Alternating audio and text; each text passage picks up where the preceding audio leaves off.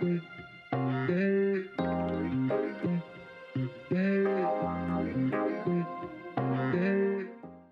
commencé en 98, un apprentissage en boulangerie, puis un apprentissage en pâtisserie chez les Compagnons de Devoir. Je suis parti à Reims.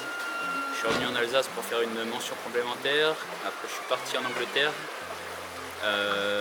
pendant 10 ans, là où j'ai travaillé pour d'abord Monsieur Merveilleux et après pour La Durée.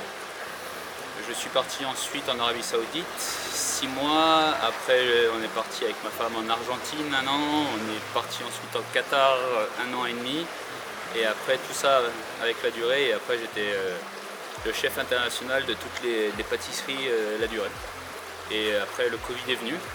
On a eu une petite et donc on a cherché quelque chose, une boulangerie-pâtisserie à acheter. Et on est tout de suite tombé amoureux de l'Aveyron. Donc on nous a amenés ici.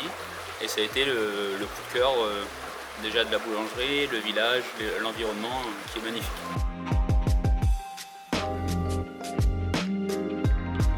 Tout est 100% maison. On va donc du pain blanc à la tradition française, à une large gamme de pains bio. Tous les jours, on propose des pains bio différents. Nos croissants sont au levain de lait, on fait des brioches. Déjà, on a toutes les fameuses spécialités aveyronnaises, la flone, la foisse, les rissoles. Et après, on a rajouté par-dessus les spécialités alsaciennes comme le bretzel. Là, comme c'est Noël, on a les bredala, les biscuits de Noël, on a le stollen. Et donc, on a aussi le panettone qui est fait artisanalement et pendant les fêtes. L'été, comme on est dans une station verte, il y a pas mal de camping autour, on fait un peu de snacking. Et là, donc, on a un potager derrière, on fait pousser courgettes, tomates, poivrons qu'on utilise dans nos salades, dans nos sandwichs.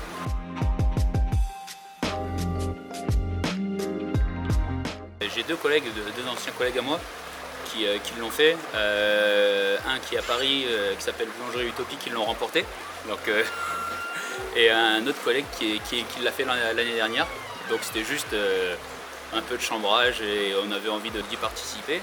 Et ça montre le village aussi. Donc on n'est pas un grand village, on a 1000 habitants, donc c'est pas mal. Comme ils présentent le village, après ça fait aussi un boost sur la boulangerie, mais c'est un tout en fait. C'est un joli patrimoine qu'on a ici, donc il faut le partager aussi.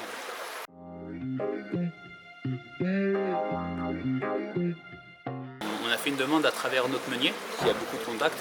On a dit qu'on était intéressé au meunier, donc le meunier l'a dit à M6 qui nous ont contactés. Et après on a dû remplir un dossier, faire des photos, et c'était eux qui décidaient qui prenait. Et on a été choisis.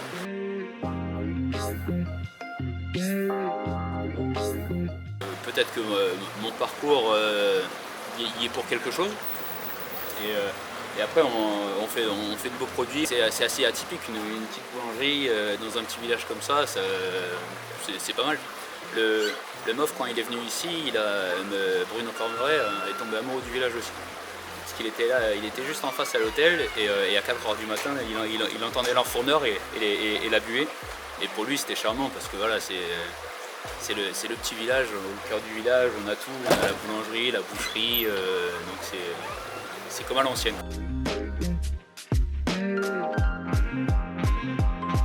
Le tournage en boulangerie a tourné un jour.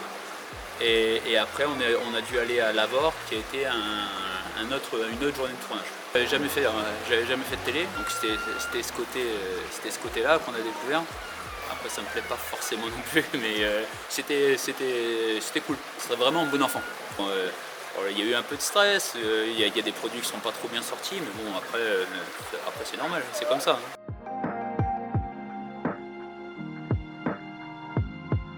Pour moi, le meilleur ouvrier de France, Bruno Cormeret, c'est vraiment là on touche au summum de la profession. Donc là c'est impressionnant. Dès qu'il est rentré dans la boulangerie, il a les yeux laser, il a les yeux partout, il voit tout. Donc c'est assez impressionnant.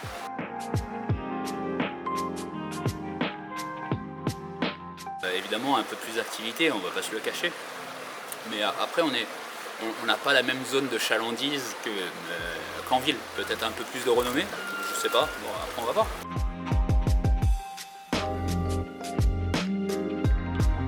un apprenti en plus, j'aimerais un apprenti en boulangerie, parce que ayant fait les compagnons et ayant voyagé, j'ai découvert ce que c'était transmettre cet amour du métier.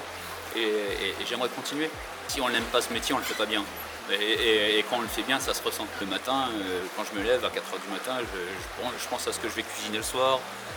Mes livres, c'est des livres de pâtisserie, de boulangerie.